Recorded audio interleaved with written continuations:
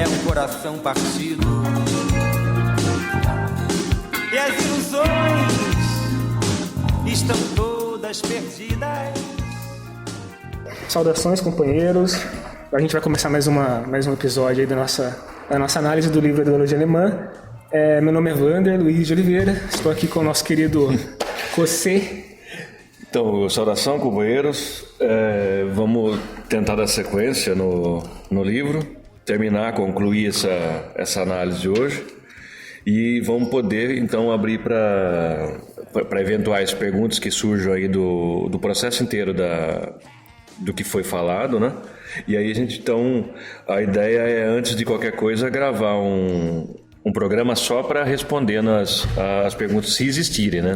Essa é hipotético, senão a gente já vai também de uma forma mais ou menos democrática e tentar eleger o próximo tema. Sim, a gente havia parado ali na página 53 aproximadamente e discutido sobre a consciência e como a consciência ela é formada era formada, segundo Marx, dentro das condições de relação de trabalho e relações de troca, como a consciência se desenvolvia ali, né? E o Marx ele faz a crítica aos ideólogos alemães que descolavam a consciência da realidade, né? Então ele chama atenção para o fato de que os ideólogos estavam atentos às categorias de ideias que eles estavam propondo e que as ideias circulavam em torno delas próprias e formavam o que ele chama de fraseologia, né? No decorrer do capítulo que a gente parou, na verdade o Marx vai fazer uma retomada disso tudo que ele disse. Ele vai reiterar essas mesmas afirmações que ele fez, aprofundar algumas e não vai trazer exatamente nada novo, né? Nada de inédito, assim. Ele vai aprofundar ideias que ele já tinha e já tinha expresso. E por isso mesmo eu fiz uma pauta, eu montei essa pauta aí que está na tela do computador, com uma coisa que eu acho que seja mais palpável, que era pegar ideias que eu tinha visto de ideólogos famosos mesmo da contemporaneidade, né? Então eu selecionei frases do Leandro Carnal, do Kim Kataguiri, são, né, só feras aí, de um pessoal que está pensando e está reproduzindo as ideias que são da classe dominante. Eu até deixei a frase, vou ler agora para iniciar, que vai ser a tônica do que eu espero que seja a nossa análise hoje, né? Que é assim, Marx escreveu: os pensamentos da classe dominante são também, em todas as épocas, os pensamentos dominantes, ou seja, a classe que tem o poder material dominante numa dada sociedade é também a potência dominante espiritual. Esse espiritual aí não tem nada de místico, é espiritual no sentido das ideias. É tudo que não é matéria, né? Então, assim, a tônica do episódio de hoje, eu acho que queria que fosse debater mesmo que ideias são essas que estão na nossa sociedade, né, que compõem a nossa sociedade e como elas compõem ou como elas reproduzem a ideia de uma classe dominante, de um pensamento que é dominante por vir justamente dessa classe, né? Muito bom. Não só dois pontos que eu acredito que vão ser importantes para o entendimento completo desse tema que está proposto, que é fundamental esse tema. Ele vai na veia, ele vai direto no que o Marx e Engels estão tentando elucidar. E eu gostaria de ler um trecho que está, pelo menos no livro da Alcitec, na Ideologia Alemã, na página 36. Por que os pensamentos de uma época são os pensamentos da classe dominante? Estruturalmente, por causa disso aqui. É o ponto onde eles partem. A estrutura social e o Estado nascem constantemente do processo de vida de indivíduos determinados, mas desses indivíduos não como podem aparecer na imaginação própria ou alheia, mas tal e como realmente são, isto é, tal e como atuam e produzem materialmente e, portanto, tal e como desenvolvem suas atividades sob determinados limites, pressupostos, condições materiais independentes de sua vontade. Então, assim, toda a questão, toda a parte material a superestrutural de uma sociedade, a sua aparência fenomênica, que, por exemplo, é o Estado. O Estado, do ponto de vista administrativo, jurídico e todas as outras facetas que ele tem, isso não é criado do nada. Ele vem, essa estruturação, ela é primeira, ela tem que ser buscada. Qual é a produção de vida e qual é a reprodução daquela sociedade e as relações, então, que partem disso, elas vão estruturar a sociedade como ela é. É a estrutura social, então, de uma determinada fase do desenvolvimento. O Marx ele disseca, no decorrer desses capítulos, todas as estruturas que ele considera que reproduzem a força da classe dominante. Então, mesmo a jurídica, por exemplo, você vai falar a justiça é imparcial, é neutra e ela defende as pessoas de forma igual. O Marx é totalmente contra isso. Ele demonstra de várias maneiras como a justiça, na verdade, reproduz o pensamento da classe dominante e a própria dominação. A justiça não está para servir a justiça em si. Ela não tem esse propósito. Ela tem o propósito de manter o status quo, de manter a estrutura social como ela é, e isso fica evidente quando você vê a assimetria de processos jurídicos. Então, o cidadão que rouba uma bala no mercado, ele é prontamente processado, preso, e ele está fudido ali. Agora, o cidadão que tem recursos, ele pode protelar essa ação contra ele, ele pode ter roubado R$1 milhão, ele pode ter roubado... Como acontece todo dia. Frequentemente. A justiça é totalmente assimétrica porque ela está a serviço da classe dominante. Você pode falar assim, mas os juízes, então, eles são pessoas maléficas, eles estão com essa vontade, está dentro deles. Não é isso. É que isso é uma coisa que é estrutural, está dentro da sociedade. Eles partilham dessa ideologia, eles entendem como correta. Eles entendem como correto, eles não questionam isso, né? Vejam bem, só para os companheiros entenderem, pode ser que não fique bem claro, os juízes, igual o Wander colocou, muito boa, não é que eles são criaturas sobrenaturais malignas, eles vieram do inferno para dar uma sentença. Não se trata disso. Se trata pura e simplesmente que eles partilham, como parte da burocracia do Estado, eles são parte do Estado burguês. Eles partiram dessa ideologia. Sim. Existe, claro, um ou outro juiz que pensa diferente, tem até depois eu dou até um exemplo de um juiz do Amazonas que deve ser lido, deve ser seguido. O cara é um ponto fora da curva. Sim. É assim, e caras igual a eles forçam e queima a burguesia pela língua, porque ele força o cumprimento dos códigos penais, das coisas como elas estão no papel, não acontece na realidade, de uma forma que deixa muito claro o papel classista, a atuação classista de outros juízes. Sim. Então é isso aí. E não é que ele é maldoso. Ele é parte da estrutura. Então, ele aplica a justiça burguesa como se fosse a única possível. Exatamente. E para manter essa própria estrutura de pé. Se ele começasse a aplicar a justiça real mesmo, a justiça que está no papel, ele desmonta completamente a estrutura que está montada para sustentar os privilégios dessa galera e para sustentar a própria vida do juiz ali. A própria existência do juiz, a concepção da existência dele ali, está submetida a ele manter aquela estrutura vigente. Ele precisa, ele é parte daquilo. Exatamente. Ele existe enquanto ele está fazendo aquela roda trabalhar. Ele é parte dessa engrenagem. O juiz que eu citei aqui de passagem, se vocês quiserem procurar, é Luiz Carlos Valois. Conheço muito bem. O cara, vale ler a tese de doutorado dele, que ele tirou pelo Largo São Francisco na USP, sobre exatamente a guerra contra as drogas. Ele parte disso de um ponto de vista democrático, enquanto o pessoal vai tudo na contramão. As superlotações nas cadeias brasileiras... a gente está excluindo aquelas coisas, cara que já cumpriu pena, está lá guardado ainda. O cidadão que devia ter uma progressão não tem, está no regime fechado ainda por crimes que são profundamente significantes. Grande parte disso vem da famosa guerra contra as drogas. Sim. Essa guerra contra as drogas, ela é completamente insana. Eu acho que a gente deveria um dia, se tiver a oportunidade, pegar um tópico para discutir ponto a ponto o que essa guerra é. Historicamente ela tem uma origem racista e classista também, por que não? E ela tem umas consequências absurdas, assim, dentro do direito, porque se distorce completamente o direito e a justiça como tal. Ideologia, eu quero uma pra viver. Ideologia. Só que eu quero fazer um gancho aqui pra gente não perder a oportunidade, para entrar numa outra guerra que é bem parecida com essa, que é a guerra corrupção, que gera uma confusão muito grande. No momento ela reproduz uma ideia da classe dominante que eu acho que ela é uma das coisas mais cancerígenas, assim, mais prejudiciais para a sociedade brasileira, é de que a corrupção seria uma característica do brasileiro. Ela seria endêmica, né? Ela seria endêmica, ela seria em essência uma coisa que está em todos nós e que faz parte da característica moral do brasileiro. Esse é um erro assim, central.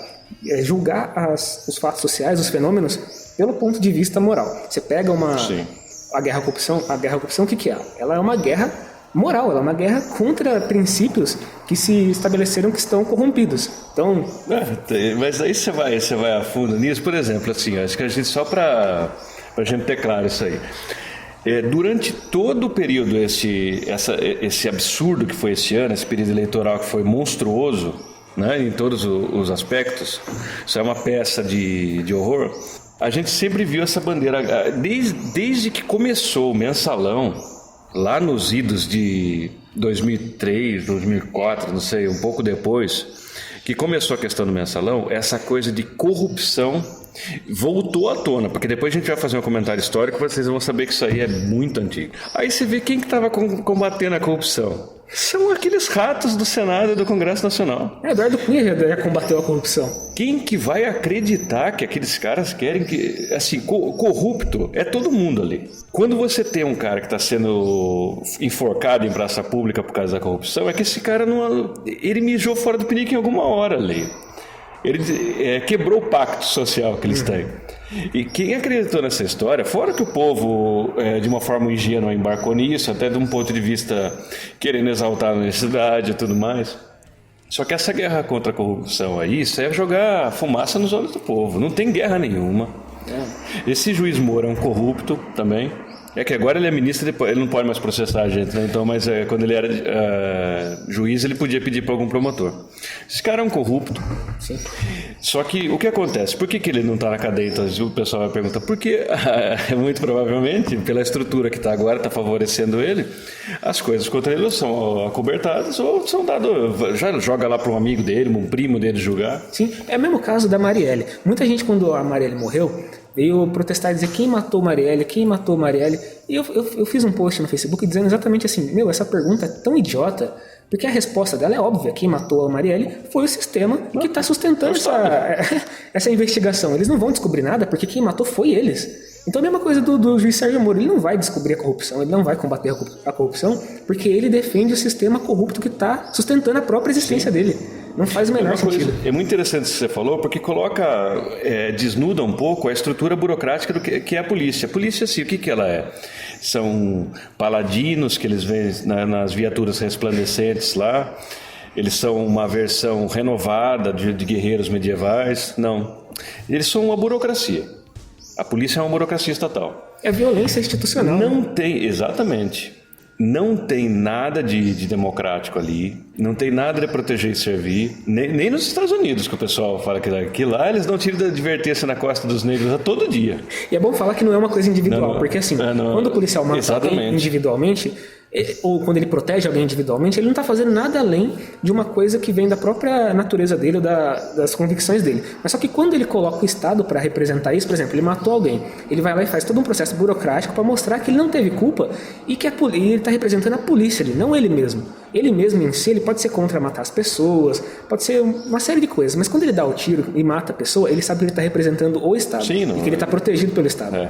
Não é assim, embora seja um homicídio, ele não vai ser culpado disso aí individualmente, né? Exatamente. Pode, sei lá, até se alguém tiver condições de acreditar nisso, pode correr um processo administrativo contra ele na corregedoria, embora um dos filhos do Bolsonaro, acho que é o Eduardo, quer que esses caras não sejam mais processados de forma nenhuma, não aconteça mais nada, ou seja, é a famosa carta branca. Sim.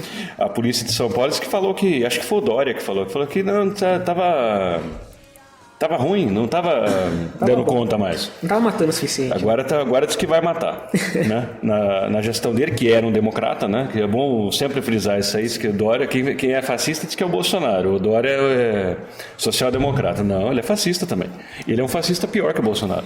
É uma loucura. E só pra gente concluir esse primeiro raciocínio, eu quero ler uma frase do nosso Leandro Carnal, querido Leandro Carnal, que assim, não tenho nada contra ele, eu reconheço que ele escreveu umas coisas aí até interessantes. Sobre os Estados Unidos, a história dos Estados Unidos, ele tem umas contribuições boas também. Não, ele é um bom, mas assim, eu quero demonstrar que assim, essa ideologia essa ideologia que perpassa toda a sociedade, que representa e reproduz o que é a classe dominante, ela pega qualquer um. Não tem... Eu vi muita gente que falava assim, eu não consigo defender o PT, porque os casos de corrupção eles estão comprovados. Existe mesmo uma comprovação de que o PT foi corrupto. Mas assim, o que o PT representa não é exatamente a corrupção ou honestidade, eles representam o trabalhador. Exatamente. Então, se você ataca um elemento corrupto, mas atacando o partido, existem várias tentativas de fechar o partido, de atacar mesmo o partido em si, você não está atacando o PT, você está atacando os trabalhadores em si, quem o PT representa, o que é representar, né? Muito importante lembrar isso, acho que todos os companheiros deveriam lembrar. Tem gente muita gente do PDT embarcando nisso aí. Que é só para a gente fazer um parênteses aqui, depois a gente vai fazer um parênteses especial para Ciro Gomes, Cid Gomes e PDT. Falar que esse povo sempre foi de direita, não tem nada de esquerda nisso aí. Era só uma demão de verniz para ele roubar um pouco de voto do PT, porque eles não têm voto. Cid Gomes, por exemplo, fez a estripulia daquele ataque histérico que ele teve lá quando foi apoiar o Haddad no Ceará. Só que ninguém lembrou de criticar ele por uma coisa. Os votos dele são do PT. São dele. Ele tem uma associação que... Ele busca fazer essa associação da imagem dele com a imagem do PT, sempre, né? Então, depois a gente vai entrar nesse ponto. Só que o PT, embora ele seja o alvo mais proeminente dos ataques da direita, dos golpistas, o PT não é o único alvo, é bom lembrar disso aí. Sim. O pessoal que está comemorando, achou que vai vagar um lugar lá, quando o PT foi para a ilegalidade, a situação, cada derrota do PT é uma derrota do povo, do conjunto da classe trabalhadora. Sim. E o pessoal tem que acha ficar que entendido. A direita dentro do PT tem uma tese de que você deveria expulsar os quadros que comprovadamente foram corruptos para poder limpar o partido e tornar o partido uma coisa moralmente aceitável. É o tal do meia-culpa, é o tal do virar a página. Eu já perguntei para diversas pessoas, porque eles compram isso como autômatos. Sim. Né? A vitrola, que está falando isso agora, é o irmão do Ciro Gomes. Ele virou uma vitrola disso aí agora. Ele só fala de autocrítica. Né? Ele deveria pedir uma autocrítica pro irmão dele, que trocou de partido 20 vezes. A gente deveria pensar nisso aí. Por que ele troca tanto de partido assim? Pomba, essa é pra você. O Pomba vai pegar fogo. Vai, total. Não, mas assim, a gente está analisando o contexto. Como assim? Vamos supor. Nos autos... Resta claro que o Lula está preso... formalmente ele está preso de forma justa pelo judiciário brasileiro. A gente vai abandonar o Lula? Não faz o menor sentido. Vai expulsar o Lula do PT? O Lula PT é o Lula. Né? Exatamente. Assim, você vai expulsar o Zé Dirceu? Vai deixar quem lá? O Tarso Genro? Aquele povo golpista? Não. Nem fudendo. Não dá pra... E assim, toda essa situação foi criada por conta dessa coisa da corrupção que tem que ser combatida. E assim, o Leandro Carnal, só para retomar, ele falou uma coisa que eu vou ler ipsis litteris aqui, que é um resumo disso, que é assim, eu insisto, palavras do Leandro Carnal, e tenho dito sistematicamente, não existe governo corrupto numa nação ética. E não existe nação corrupta com um governo transparente e democrático. Então o que ele está dizendo? Que a nação brasileira inteira é corrupta. Não, o cara... Ou seja, como filósofo, ele é um, sei lá, um bom valete, ele estaciona carro lá. Mas, viu, isso aí... O cara pulou de paraquedas, eu não sei de quanto tempo vem esse fenômeno que ele é um intelectual. Só que é interessante, mais ou menos igual o Sérgio Cortella, só que esse ainda tem uma contribuição pedagógica, né? Uma vez eu falei num grupo de políticos, causou um horror nas pessoas, de que esses caras não são intelectuais. Não, eles são propagadores. A pessoa falou, como não? É o Leandro Carnal. Tá, é o Leandro Carnal. E, assim, olha o que esse cara falou. Não existe governo corrupto numa ação ética. Ele está colocando tudo no plano da ideologia, que é o que o Marx falou que está errado. Exatamente. Essa conexão. Que ética? E assim é abstrato? Ele não está dizendo de ética, ele está dizendo de moral. Ele está querendo dizer... Ele substitui a palavra de forma... Porque assim, eu classifico esses caras como neosofistas. Eles têm uma... Muito boa classificação. Eles têm uma narrativa boa, eles têm uma boa dicção, eles falam muito bem. Só que se você disseca o que eles estão falando, o que tem na origem do que eles estão dizendo, eles estão afirmando que o que existe na verdade no Brasil não é um sistema de classes, não é uma opressão de dominadores e dominados. Não é essa relação que existe, é uma relação assim, as pessoas são corruptas, elas têm uma natureza degradada e o resultado disso são governos corruptos. Olha a insanidade disso. Não, isso aí é muito grave, até para uma pessoa que é historiador como ele é. Ele é historiador de carreira. Tirando uma frase dessa aí, ele está jogando uma confusão na historiografia que trata do Brasil e desenvolvimento enquanto desde colônia até uma república enorme.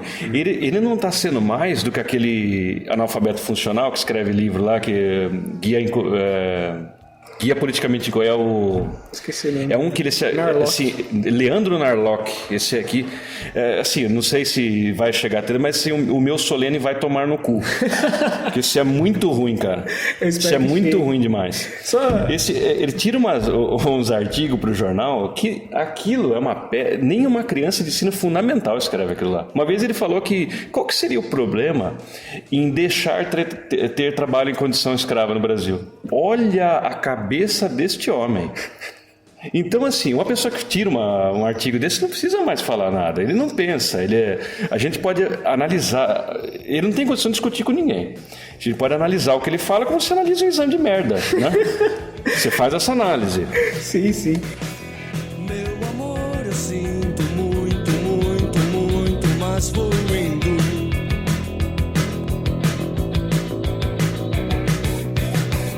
Pois é tarde, é muito tarde, eu preciso ir embora.